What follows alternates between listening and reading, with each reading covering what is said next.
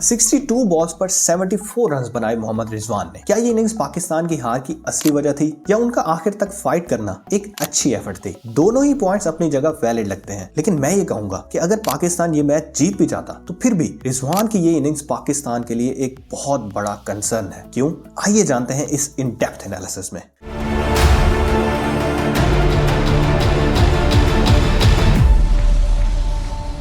Reason number 1, repeated trend. Rizwan की ये slow innings अगर एक वन ऑफ केस होता तो कोई बड़ी बात नहीं थी, लेकिन अगर हम उनके स्टैट्स देखें तो पता चलता है कि ये एक रिपीटेड ट्रेंड है। पिछले कुछ अरसे से उन्होंने मिडिल ऑर्डर पर भरोसा करना छोड़ दिया है। उन्हें लगता है कि वो टीम के सबसे अहम बैटर है और अगर वो आउट हो गए तो पाकिस्तान हार जाएगा, लेकिन असल में जो हो रहा है वो इसके बिल्कुल उलट है। लास्ट 5 इनिंग्स जहां उन्होंने पावर प्ले में 10 या उससे ज्यादा बॉल्स खेली हैं, उन इनिंग्स में रिजवान का स्ट्राइक रेट आपके सामने है। इन टोटल इन 5 इनिंग्स में उन्होंने 95 बॉल्स खेली और इन 95 बॉल्स पर उन्होंने सिर्फ 74 रन बनाए, जो कि मॉडर्न क्रिकेट के लिहाज से एक अलार्मिंग फिगर है। पावर प्ले में ऐसी बैटिंग के क्या रिजल्ट्स होते हैं हम इसी साल में कई बार भुगत चुके हैं। T20 वर्ल्ड कप में इंडिया के खिलाफ पाकिस्तान से 120 रन भी चेस ना हो सके। रिजवान की परफॉर्मेंस क्या थी? 44 बॉल्स पर 31 रन। फिर ऑस्ट्रेलिया सीरीज में एक इनएक्सपीरियंस बॉलिंग अटैक के सामने हमसे 148 चेस ना हुआ। अगेन रिजवान 26 बॉल्स पर सिर्फ 16 रन। और रिसेंटली साउथ अफ्रीका के खिलाफ एक फ्लैट ट्रैक पर रबाडा,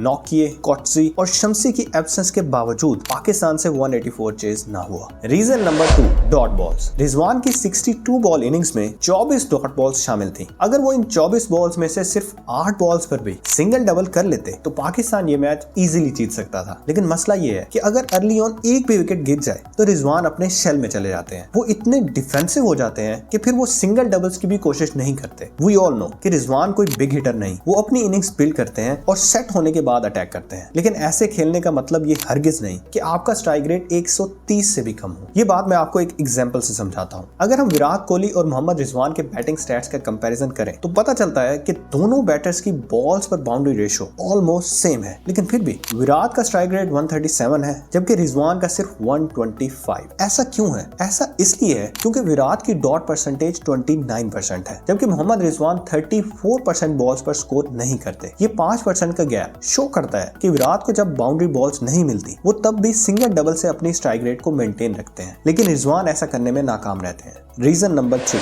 वीक मिडल ऑर्डर। आज से 2 साल पीछे जाएं तो हमारे पास लोअर ऑर्डर में शादाब, नवाज, आसिफ अली और इमाद वसीम जैसे बैटर्स थे जो डेथ ओवर्स में क्विक रन्स बनाकर मैच को रिकवर कर लेते थे। लेकिन अब हमारे मिडल ऑर्डर में ये एबिलिटी नहीं। साउथ अफ्रीका के अगेंस्ट फर्स्ट T20I में जो लाइनअप खेली उसमें सिर्फ एक ऐसा बैटर था जिसका स्ट्राइक रेट 130 से ऊपर है और उसके पास भी सिर्फ 7 T20I इनिंग्स का एक्सपीरियंस है। इसीलिए अब रिजवान और बाकी टॉप ऑर्डर के पास ये सहूलत नहीं कि वो स्लो खेलकर रिक्वायर्ड रन रेट का प्रेशर लोअर ऑर्डर पर डाल दें। Reason number 4, extra pressure. South Africa के खिलाफ चेस के दौरान 16 ओवर्स के बाद रिजवान ने 49 बॉल्स पर सिर्फ 46 रन बनाए थे, जिसका मतलब ये था कि हर आने वाले बैटर पर रिक्वायर्ड रन रेट का प्रेशर था। एज अ रिजल्ट मिडिल और लोअर ऑर्डर का कोई भी बैटर अपनी नेचुरल गेम ना खेल सका। अगर हम मोहम्मद इरफान की इनिंग्स देखें तो उनको ऐसी सिचुएशन में बैटिंग मिली कि उन्हें पहली बॉल से ही अटैक करना लाजमी था, जिसके लिए उनका बैटिंग स्टाइल सूटेड नहीं। इसीलिए जरूरी है कि हमारा टॉप ऑर्डर पावर प्ले में अटैकिंग क्रिकेट खेले ताकि हमारे इस इनएक्सपीरियंस मिडिल ऑर्डर पर ज्यादा प्रेशर ना आए। Reason number 5, predictable batting. हम सब जानते हैं कि रिजवान लेग साइड को प्रेफर करते हैं। उनकी तमाम बड़ी शॉट्स लेग साइड पर ही आती हैं। साउथ अफ्रीका के अगेंस्ट उनके 68% रन भी लेग साइड पर आए। पिछले कुछ सालों में उन्होंने इस एरिया में बहुत रन स्कोर किए हैं, लेकिन अब उनका ये प्लान ऑफ अटैक काफी प्रेडिक्टेबल हो चुका है। टीम्स को पता है कि रिजवान लेग साइड को ही टारगेट करेंगे। एज अ रिजल्ट उनको ज्यादातर बॉल्स ऑफ साइड पर की जाती हैं, जिनको रिजवान मोस्टली डिफेंड करते हुए नजर आते हैं क्योंकि ऑफ साइड पर उनके पास ज्यादा शॉट्स नहीं है। साउथ अफ्रीका के अगेंस्ट भी हमने देखा कि चाहे स्पिनर्स हों या पेसर्स, उनकी ऑलमोस्ट 80% बॉल्स ऑफ स्टंप पर या उससे बाहर थी और यही वजह है कि रिजवान 62 बॉल्स पर सिर्फ 74 रन ही बना सके। ये एनालिसिस दिखाता है कि रिजवान की बैटिंग अप्रोच अब मॉडर्न T20 क्रिकेट के लिए आउटडेटेड हो चुकी है। अगर उन्होंने फेयरलेस बैटिंग अप्रोच अडॉप्ट ना की तो पाकिस्तान बैटिंग में इसी तरह स्ट्रगल करता रहेगा। आपके ख्याल में पाकिस्तान की T20I टीम की ओपनिंग किसे करनी चाहिए? कमेंट सेक्शन में जरूर बताइएगा